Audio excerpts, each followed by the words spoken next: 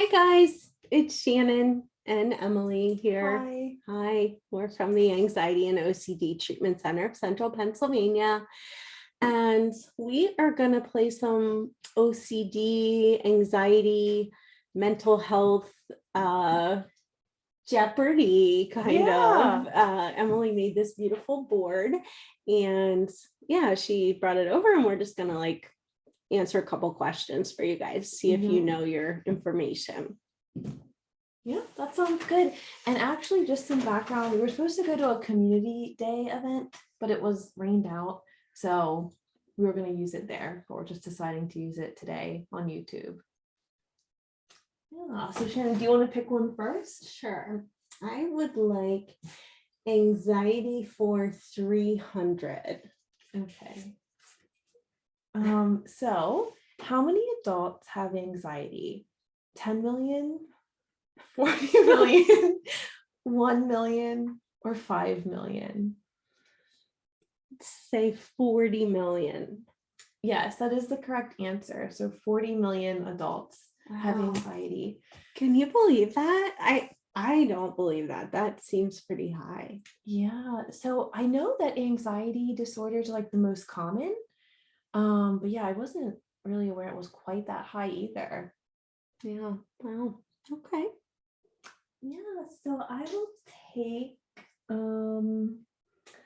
how about OCD for 200? I don't know where to get out. Oh, okay. Once connected to effective treatment and or medication, what percentage of people notice significant symptom reduction? 70%, 50%, 25%, or 85%? I would think about maybe like 70% of people. It is 70%. Yeah. Okay. I was hoping 85%. I actually thought that was what it was. When I think of the research on it, but okay, must be 70%.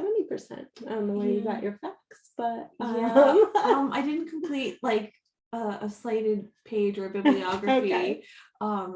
But I felt like it would be a little bit higher too, Mhm. kind of just like what I've seen in my own experience with people. Mhm. And I wonder how we would really classify like significant reduction in symptoms, like what that means. Yeah. But I think either way we look at that, I mean, 70% is pretty high. Yeah, for sure. Yeah, and there's a lot of hope with treatment and services, and it's totally possible to feel so much better. For sure. Yeah. So I will take 300 OCD, please.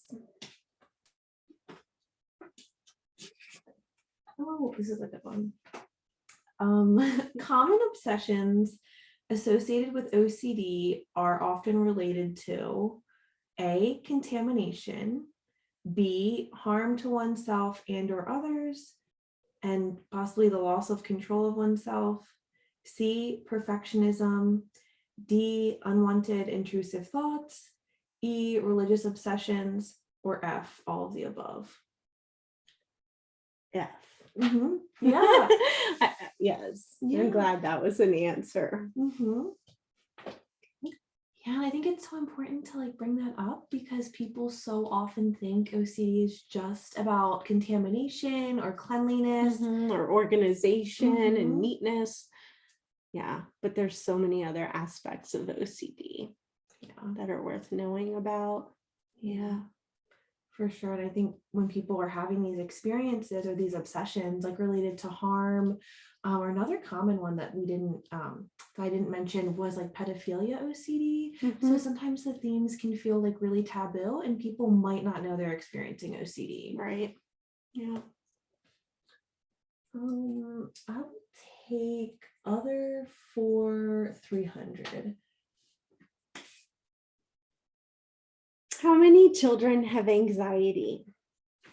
1 million, 10 million, 5.8 million, or 9.3 million? So if adults was like 40 million. Kids would be a little bit less. So I would say like 5.8 million. Mhm. Okay. That is correct. Yeah. That's a lot of people. That is a lot kiddos. of kids with anxiety. I'll take it's my your turn. turn. Okay, I was confused there for a minute. I'll take other 400. Okay. Oh, what does Bfrbs stand for? Body focused repetitive behaviors. Correct. Okay. And so some of those things that fall into that category are hair pulling, skin picking, Nail biting, nose picking. nose sometimes? picking. Yeah. Just trying to think if there was any. Yeah, I think those are the main ones. Yeah. Yeah. How about other for 200?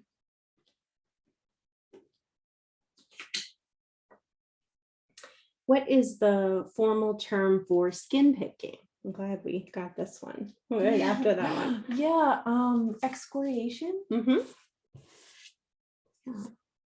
Yeah, just like a fancy word for skin picking. Yeah. I will take OCD for 400.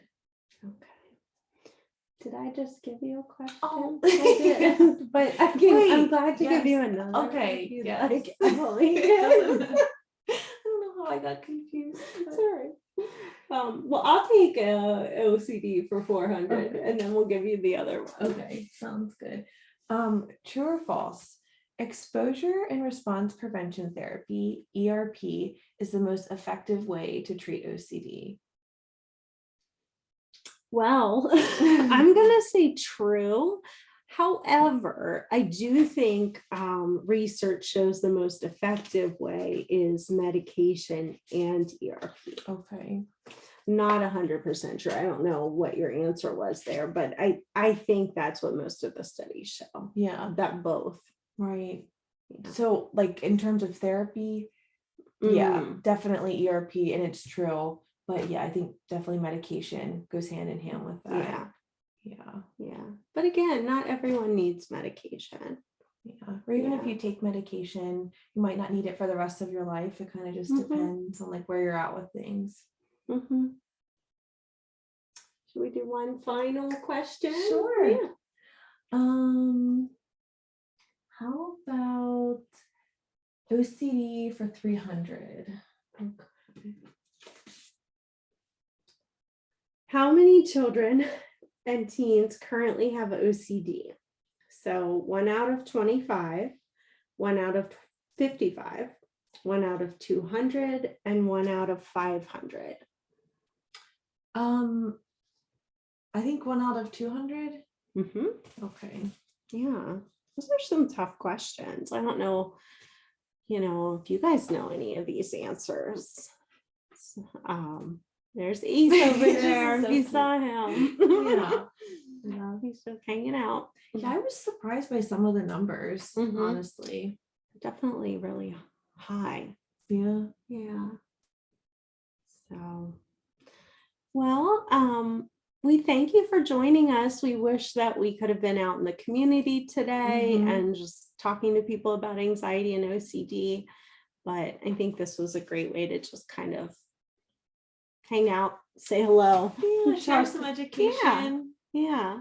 So hope you guys are having a good Saturday. Yeah, I hope so too. So thanks. Thank you.